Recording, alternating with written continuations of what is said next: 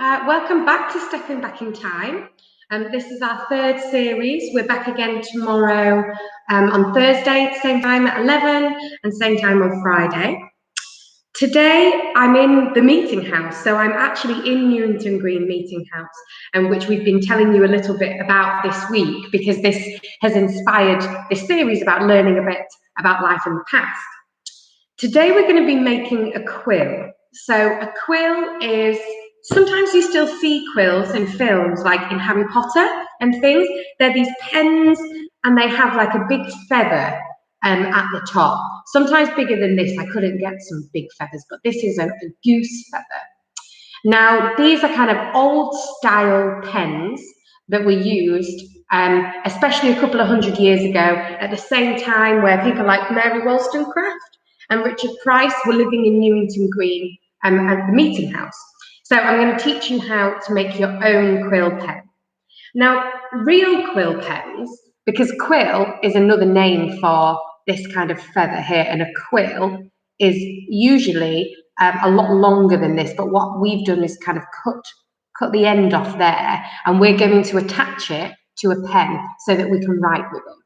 But proper quills, a couple of 100 years ago, what they would have done was taken the feather, the whole feather, and then they would have attached some kind of pen tip to it, and that way they would have been able to dip it in ink and write with it. And obviously using this, having a writing tool, was really important. A couple of 100 years ago, you couldn't go to the shop and get a pack of biros. Obviously you didn't have a computer to write on, which is where I do most of my writing. And keeping in touch with people, obviously during the pandemic, we're all finding it really difficult to be able to see friends and family, and we can do a lot of things by video call that obviously we couldn't do a couple of 100 years ago. So if you have family and friends that lived quite far away, writing letters back and forth every week was a really important way of staying in touch with your friends and family. So how do we go about making a quill, and what do you need? So you need a feather. This is a goose feather, like I said. And what we've done is cut the end off here so that there's a gap in between there. You can use whatever type of feather you like. I think the bigger the better if it comes to a quill. You can have a lovely big peacock feather or something. It would look really fancy. So you need a feather. You need a pen nib like this. Now what I did is I bought a calligraphy set, and it came with the kind of pen body, and it came with a nib already and the ink. So that was handy. But it might be that you have some of these at home somewhere, and you could kind of fashion something to be your pen handle. Maybe you could do something like that. You're going to need some black paint. Acrylic paint is the best kind of paint. Paintbrush.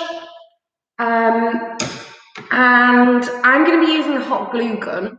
You don't have to have a hot glue gun. You can use super glue, but whatever kind of glue you use, especially if it's super glue, you're going to need adult supervision. So let's get started. So I'm going to take our pen body here. So this is just a plastic pen body, but it's going to look quite good as a quill. And then I'm going to attach the pen nib. And this is the nib is the thing we're going to dip into the ink. And then we can test out our writing in a bit. So I'm just going to pop that in there. There you go. So this is the part that I'm going to dip in the ink so I can write. Now, how to attach my feather. So the feather, like I said, it has an opening at the end. And so I am going to stick that on the end. What I've done already is I've just put a little cut in the feather itself so I can make sure that it fits over the top. There we go. So that's kind of what it's going to look like. Now to secure it in place, I'm just going to add a bit of hot glue. My hot glue gun is just over here. Oops. There we go.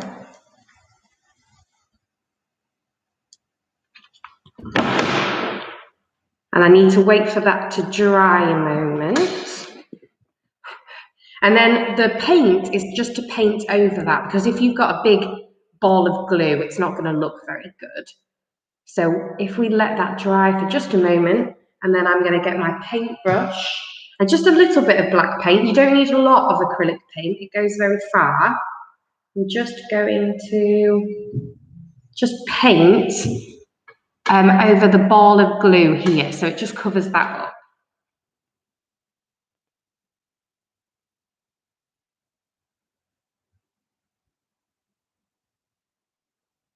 And I'm just going to paint at that bottom bit where the bottom of the feather meets there, and then that just covers it up and makes it look smart.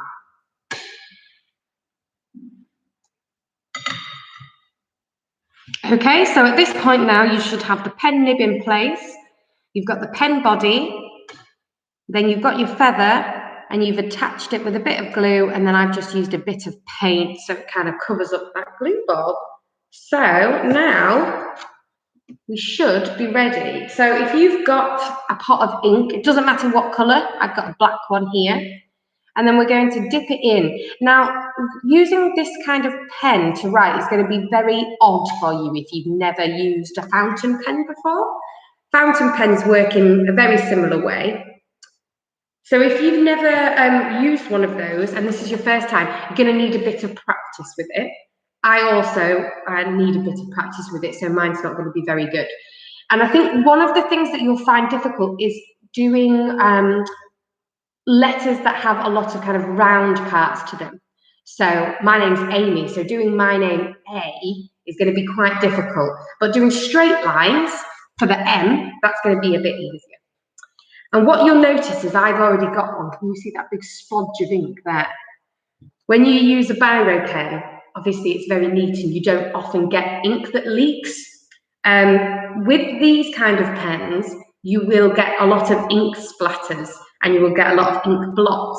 And that's okay, because when you look at documents from a couple of hundred years ago, we have an archive where we've kept them safe, all these documents about the meeting house and the history and the people that came here. You often see these ink blots and things, so that's okay because it looks authentic. It looks like something that was made a couple of hundred years ago. So I'm going to have a go at writing my name, and then I'm going to show you what it looks like.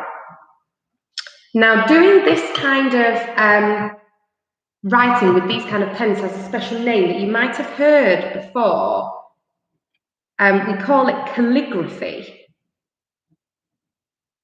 And people use calligraphy all the time today. You might see them if you get like a fancy card or a wedding invitation or something like that. Sometimes people make them look extra special by using fancy pens and using this kind of style of writing because it looks so nice.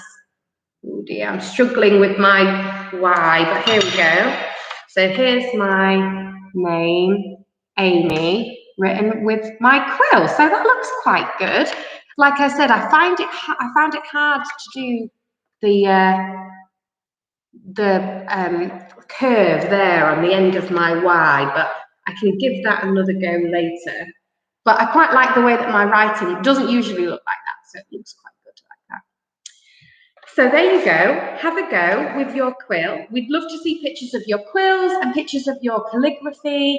You can send that to my email, that's amy@new-unity.org, or just show us on Twitter or on our Facebook page.